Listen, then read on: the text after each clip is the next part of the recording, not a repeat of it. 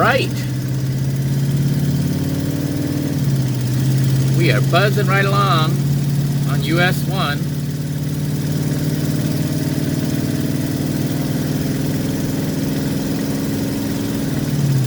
I need to get the radio working. It's got a radio right now, but I don't think it even comes on. It may not be getting power. It's going to be kind of a nightmare. Trying to figure out where all the wires go. But I'm planning on trying to buy another cheap radio, the $21 one that I got.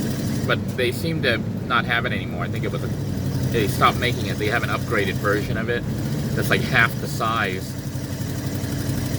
and costs like $2 more. Well, about the same, because I saw the old one on sale for 19 something. I didn't buy it. I should have bought it. But now I can't find the old model anywhere.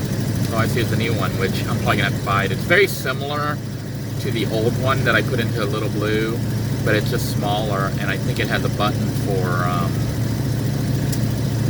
Bluetooth. I think it looks like they moved the buttons around and they put a button for like hands-free. I think, I don't know, but I'm gonna try that, installing that so that I can get some music. That way, when I drive the RV,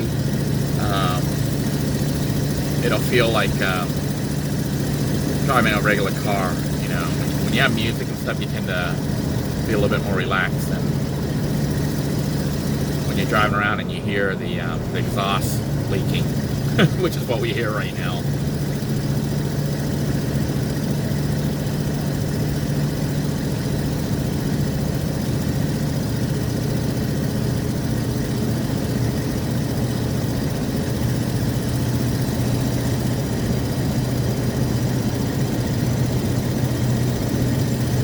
I'm actually up to 55 miles per hour, which is the speed limit out here. I'm so appreciative of Rob and his mechanics and what they did for the RV to get it running as smoothly as it is running, even though it's still making that noise. It's running so smooth right now. I'm really not having an issue doing 55. I have not taken it out onto the interstate, and I'm a little weary of taking it out on the interstate. But I seem to be having no problems doing 55. Before, you know, the RV was struggling to get above 40, 45. Right now, it doesn't accelerate super fast like a car, but it accelerates fairly fast.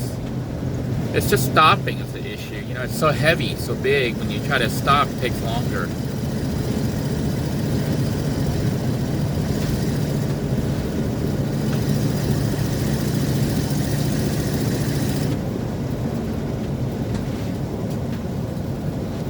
Got a light coming up here.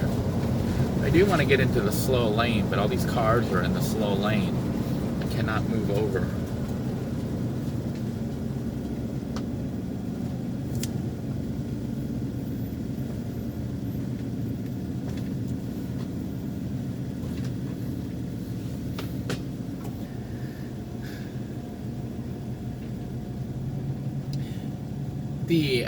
I had bought a camera to put a rear backup camera, but I don't even think I need it on this RV because the rear has this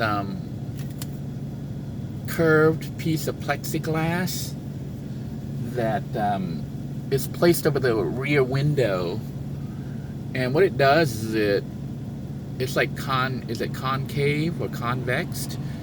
It gives you a wide angle view behind the RV. It's not like super clear, but I can see, like right now, there's a car directly behind me, kind of yellowish brown, and there's like 3 or 4 cars back there. But it allows me to see if people are directly behind me.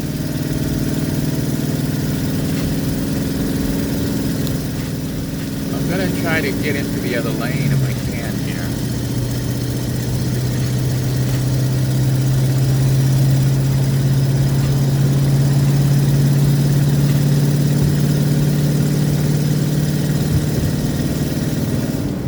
Alright, we managed to shift lanes by looking in the rear Basically, I'm looking at the rear view mirror, and the rear view mirror is showing me the back window of the RV, and it has that curved piece of plastic, so I can see through that curved piece of plastic. What I might try to go do is try to polish it, because it's got little dots all over it. I don't know if it's dirt or rust or whatever, but it's kind of brownish dirty and not super sharp. So what I may try to do is put glass cleaner or something on it to try to clean it up and give myself a better visibility. I may still go ahead and put in a camera, a backup camera system, because I bought one. But I need to get a screen to display for that camera, and then figure out how to mount it up here up front. If I got the camera and I mounted it high, pointing down, because right now with the RV, with the curved plastic back there, it shows probably a few feet, maybe 5 or 10 feet behind the RV. It doesn't show directly at the back of the RV, because it's just a straight drop down from the window. So if I mount the camera and I mount it high and point it down so that I can see directly behind the RV, that would be useful, not for letting me know that there are people behind me, far behind me, but letting me know if there's someone directly behind me, like a kid or something. And then when you're backing up to park, so you can see where the back of the RV is, like I'll point it to the edge of the cargo rack. So if I put it at the edge of the cargo rack so I can see the cargo rack, I can see if I'm about to hit something, like a wall or a fence or a tree hedge or a curb or something. And also I can see if there's somebody behind there that could get run over. So, because like right now I can't see that, it's directly underneath the window, so it looks behind the RV, and I would say probably at least 10 feet back. I can't see directly behind the RV. So there's definitely a dead zone, a blind spot. The people seem to be nice, though. Nobody seems to be riding my butt. Nobody seems to be getting angry. I see that remember the two trucks that we passed earlier that were carrying the glass holder thingies, those bracer thingies? They're behind me right now. I don't think they're in a rush to drive anywhere either. It's a work vehicle. I think they're trying to be safe.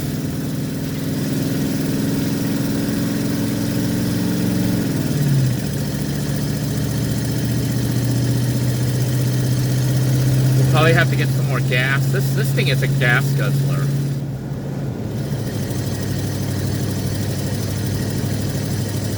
That's the one thing about an RV is, I don't know if you guys recall my video where I went on my honeymoon cross-country with my wife, and we stayed in hotels. What I had done was I pre-booked the hotels in advance, almost like 1 year in advance, and I got some really good deals on it through hotels.com, and rented a car for 2 weeks. I think it was like $250 for 2 weeks or something like that. And it was a 4-cylinder, I think it was a Nissan, I don't know if it was a Sentra, it might have been a Sentra, but it was a cheap little Nissan, and it got really good gas mileage. I think it got like 36 or 38 miles per gallon on the highway. So that's about more than twice the miles per gallon of traveling in even a minivan like Little Blue. Little Blue only gets about 16 to 18 miles per gallon because it's so heavy, it's weighed down. So if I had traveled cross country in the minivan, it would have cost twice as much in gasoline alone. And if I had done it in something big like an RV, it probably would have cost like 4 or 5 times as much So if you're planning like a road trip, sometimes it might be better to travel in a small vehicle like a car or even a motorcycle and then sleep in hotels because it's cheaper. You're also going to be more comfortable. You know, you can have pretty much unlimited hot showers. You also have a really comfortable bed and air conditioning or a heater, depending on what time of the year you're traveling, what the season is. And in theory, you can sleep better in a hotel than you can in a parking lot somewhere. Now, if you were traveling and going about it slowly, like just taking your time, you're not in a rush, then it might be worth taking an RV, or even a van that's decked out, with a nice bed and living room, kitchen, stuff like that, so you can actually take it easy and use it as a house on the road, a little tiny house on wheels. That would become more economical. Well, I don't know about more economical, but it just depends. It's like, if you are traveling fast, then traveling in a smaller vehicle is better. But if you're taking your time and not in a rush to go anywhere, and you might stay in one place for a week or two, or even a month, then it's worth it to stay in an RV.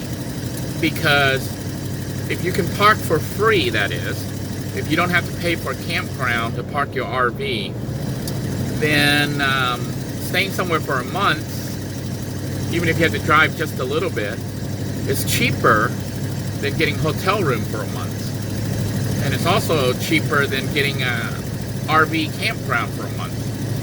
Unless somehow you manage to get a, free parking somewhere in a campground or BLM land or something.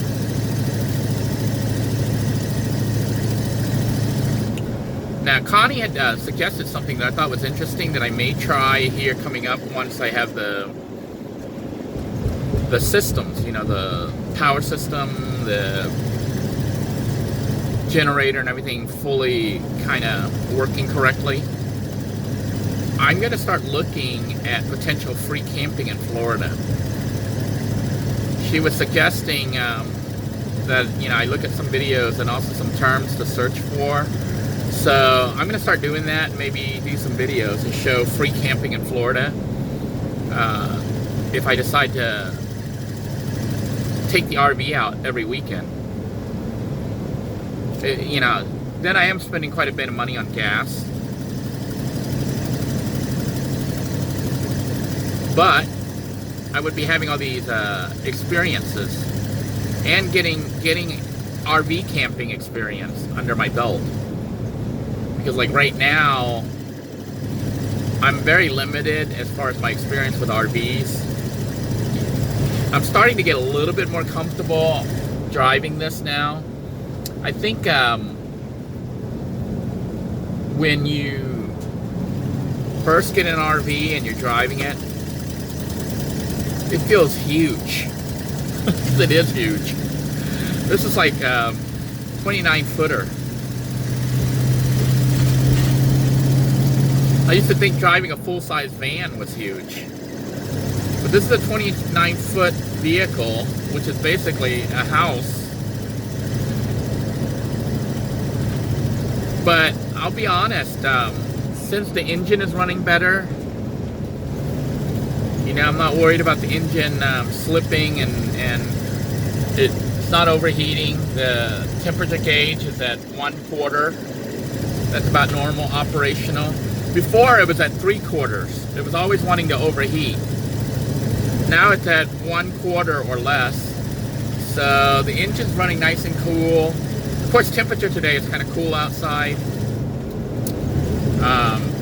Battery power is currently at probably about 12 to 14, about 12. The meter here, I'm looking at the gauge on the front. Oil pressure is a little over half. But I think everything looks pretty good. The vehicle, other than the noise from the exhaust leak. Vehicle's like running like a charm.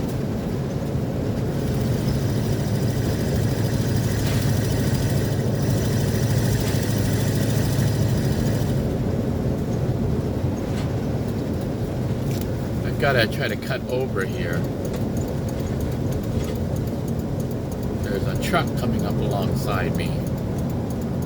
There he goes. So I can cut over now.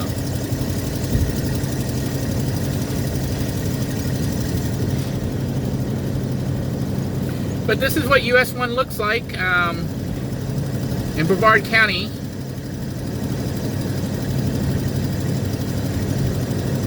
Pretty quiet right now. Even though it's about lunchtime. I'm surprised. There's just not that many people. I guess most people don't use US 1, you know, to go to lunch. Although suddenly, as soon as I say that, there's a million cars coming up.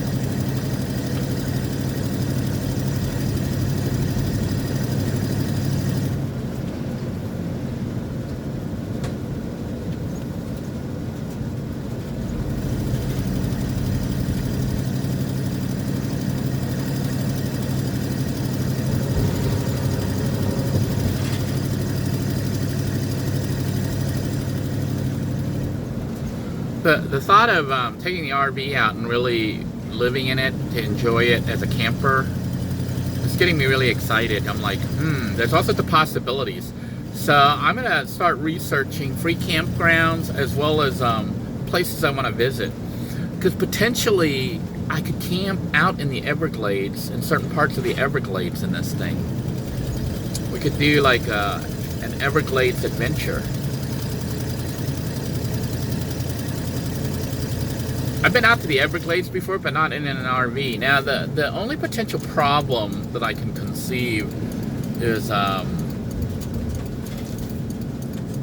roads for like the Everglade access, unless they've upgraded them.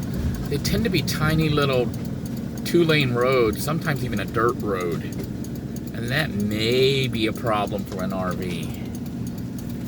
You know, the RV kind of needs, I think going down a 1-lane road on an RV is kind of extremely dangerous. even going down here a little side road like this is, for me, kind of dangerous. It's like, here we're going over a railroad track.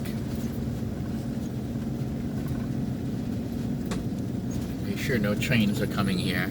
I know buses and stuff, they have to stop. And now we're down a 1-lane road in housing.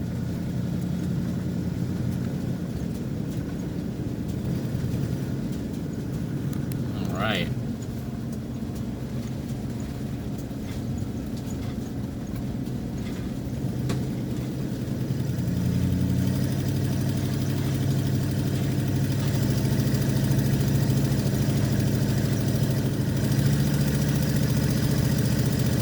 Speed limit's 35. I cannot stop here. Good thing it wasn't one of those lights that change real fast. I can't exactly just slam on the brakes to stop this thing. Once the RV gets going, it builds up like a momentum.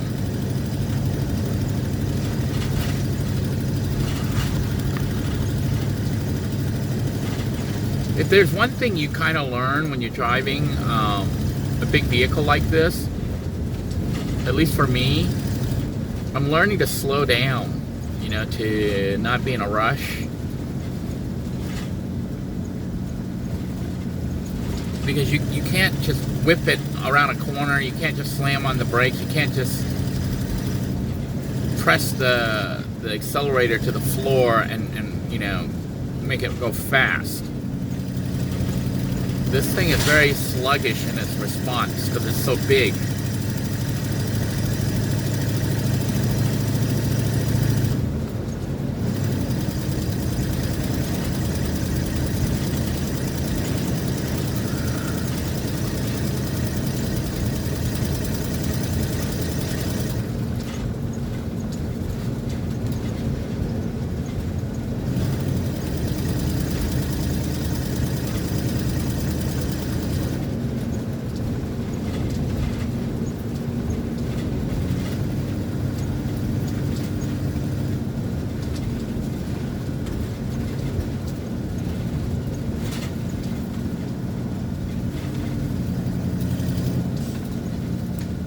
Lady was gonna slam out in front of me. She's like texting. I don't know if you saw that black car. The lady was texting and letting the car roll right out into the street.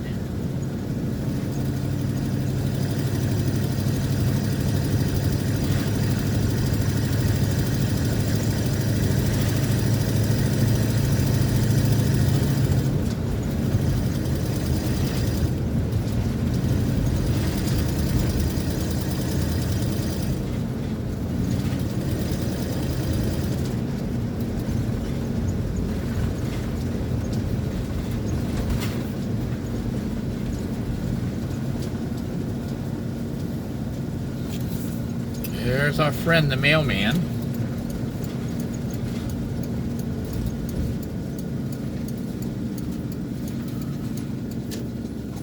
I used to drive those mail trucks. I think it's basically, I think it's like a Ford 4-cylinder, and then the bigger one is like a Ford 6-cylinder. I think it's a Ford. Timothy could probably tell you.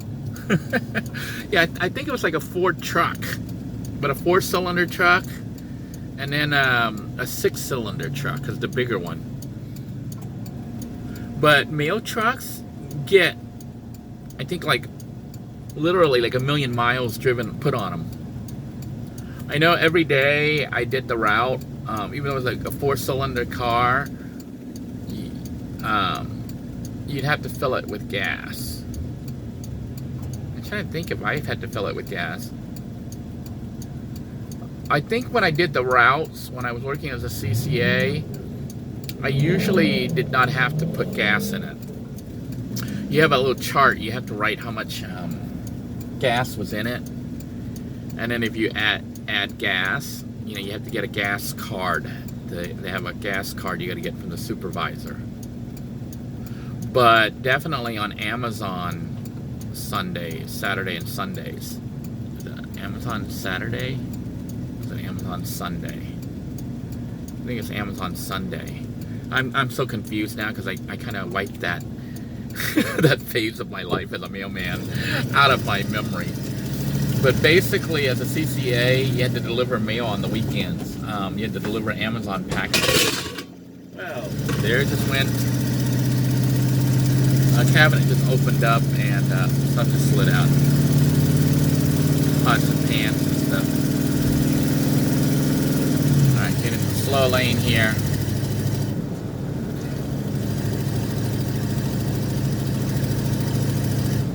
But as a CCA, you had to drive and deliver literally packages to a whole bunch of different routes from Amazon.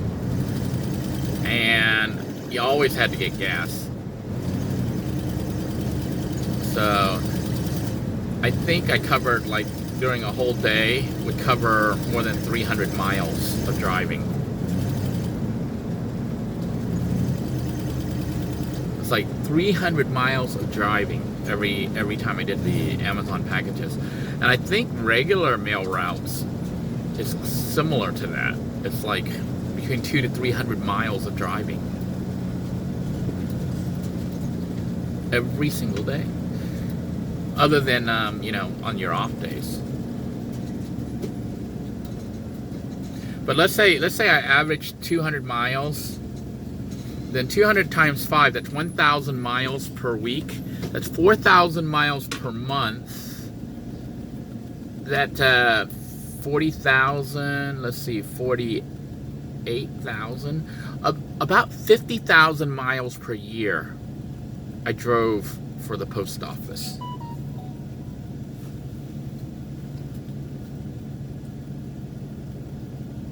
Okay, looks like a note from my wife. She'll be meeting me shortly. Anyhow, I am going to go ahead and sign out. I hope you guys enjoyed this little ride and me blabbering. But we are now dealing with city traffic in the RV. It is interesting. But I'm going to go ahead and sign out so I can concentrate on the traffic. So until next time, everyone, take care. God bless you all. Please stay safe. Thank you for watching. Bye-bye now.